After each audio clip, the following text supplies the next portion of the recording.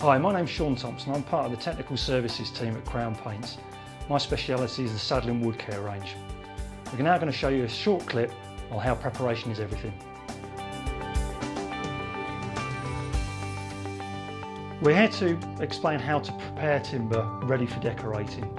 It's very important to make sure that wood is actually prepared properly, because the timber itself, whilst it may look clean, isn't actually clean or necessarily prepared suitably to ensure that the coatings that are going to be applied to it will actually last, adhere properly, and thus give you the durability that you desire.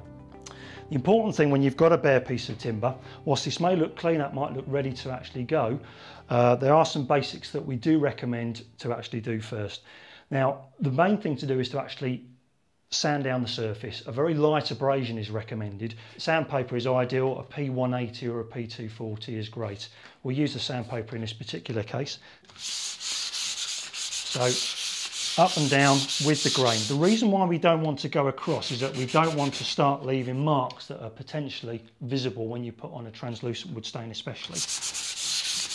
Just make sure that you get rid of any imperfections on the surface, but also prepares the surface so it's got an ideal key, so that if it's too smooth prior to coating, you've sorted that out. The next thing that you need to do, which does get forgotten a lot of the time, is actually dusting off.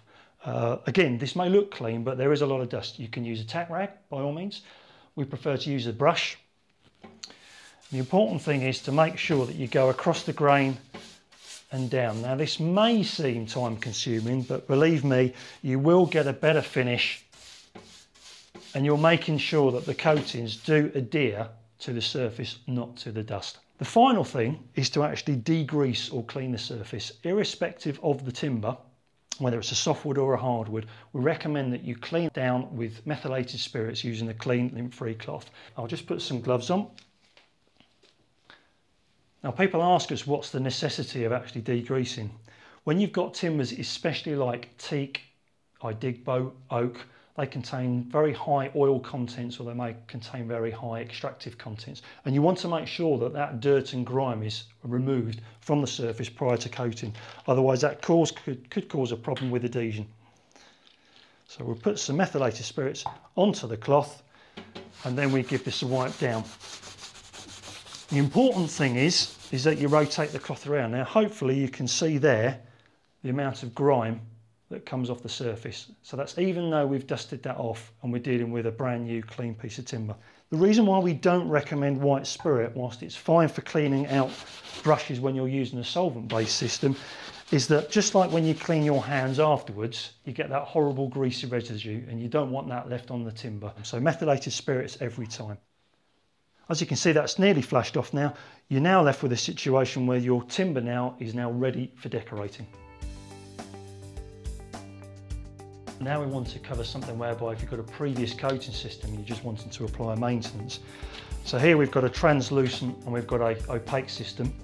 If we know that it's a previous saddling system, they are designed to naturally erode. So all that would be required, as long as the surface was in good order, will be a simple clean down with a warm water with a mild detergent and a rinse off with clean water. Once that's then dry, that is then ready for decorating. If you've got a system that's in poor order, as you can see here, really what we need to consider is this good enough to put an opaque system over the top? Obviously, if we want to put another translucent system over the top of that, we're going to have to remove everything and start again. So we want to get back to clean, dry, sound, bright timber. So what would need to be done there, maybe with a combination of scraper, sandpaper, might need a chemical stripper, or obviously in a lot of cases you're going to need to use a mechanical sander in order to get rid of that and basically get back to square one, and then you'll be treating it as if it's bare new timber. Just a final couple of tips. Once you actually get to the decorating side of things, we recommend the use of a quality synthetic brush.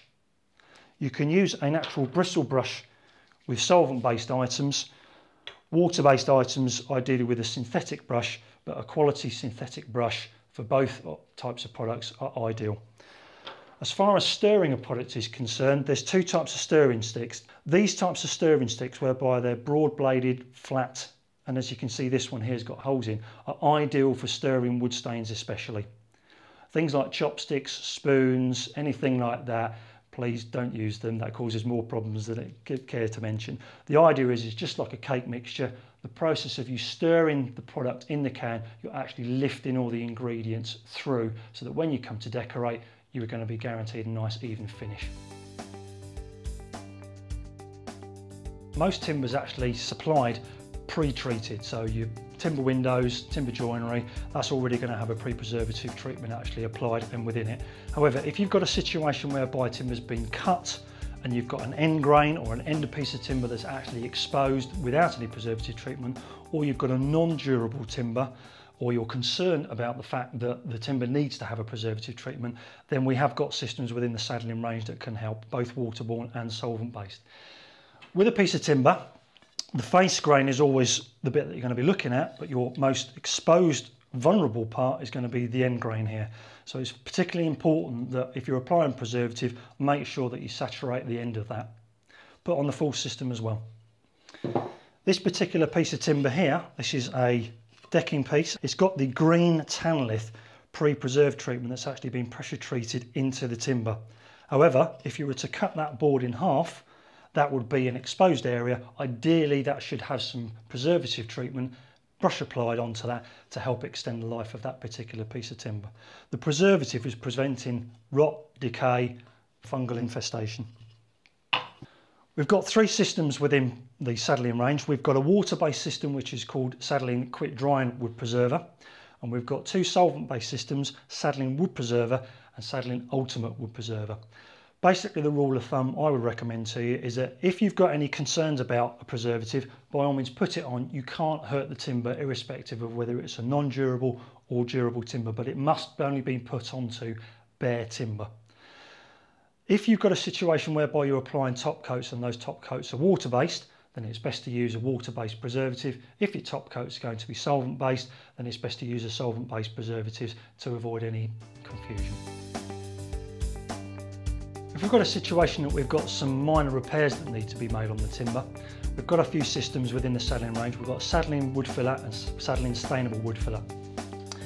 If we've got nail holes or little indentations within the timber, the stopper filler, which is Sadlein Wood Filler, can be used just to fill in the small repairs here. The key is to pick the colour that complements the colour of the timber, or if that had a wood stain on it, pick the colour that matches the wood stain. So i.e. if that was mahogany, pick the mahogany colour.